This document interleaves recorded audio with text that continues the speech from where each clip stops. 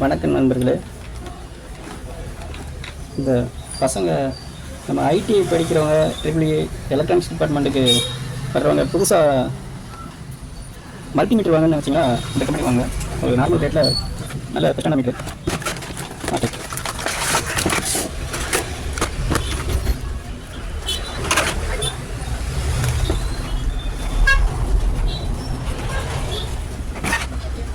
Electronics டிபார்ட்மெண்ட்டில் உள்ள வரணும்னு ஆசைப்படுறவங்க கொஞ்சம் விலை குறைஞ்ச மீட்ரு வாங்குவீங்க. அப்படி வாங்காதீங்க. அப்படி வாங்கினீங்கன்னா கொஞ்சம் செக் பண்ணுறதுல ப்ராப்பர் அதில் நீங்கள் பார்க்க முடியாது. அது போக வோல்டேஜ்லாம் கொஞ்சம் ராங்கானாலும் மீட்ரு போயிடும். ஒரு பேட்ரி இதில் 1.5 வோல்ட் வரும்.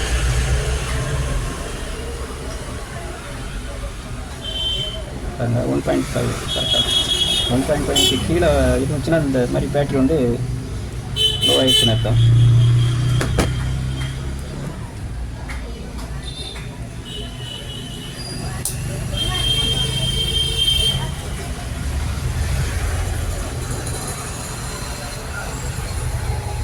இந்த மீட்டரை பற்றி தெரியாதவங்களுக்கு இது வந்து ஆஃபு.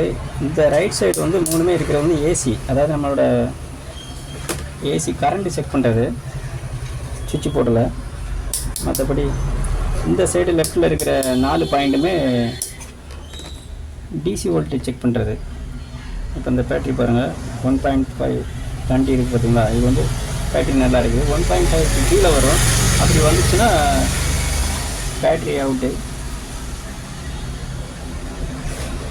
இதுவே கீழே இது வந்து நம்ம கண்டினியூட்டி செக் பண்ணுறது.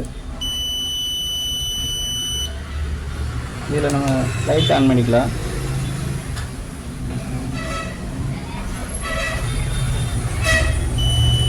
இது வந்து கண்டினியூட்டி செக் பண்ணுறதுக்காக. மற்றபடி புதுசாக டிப்ளமோ ஏதாவது நீங்கள் படிக்கிறீங்க அப்படின்னா, படிக்கும்போது ஒரு மல்டிமீட்ரு பெஸ்ட்டாக வேணும் அப்படின்னு நினச்சிங்கன்னா கண்டிப்பாக இந்த மீட்ரு வாங்க. நல்லா இருக்குது.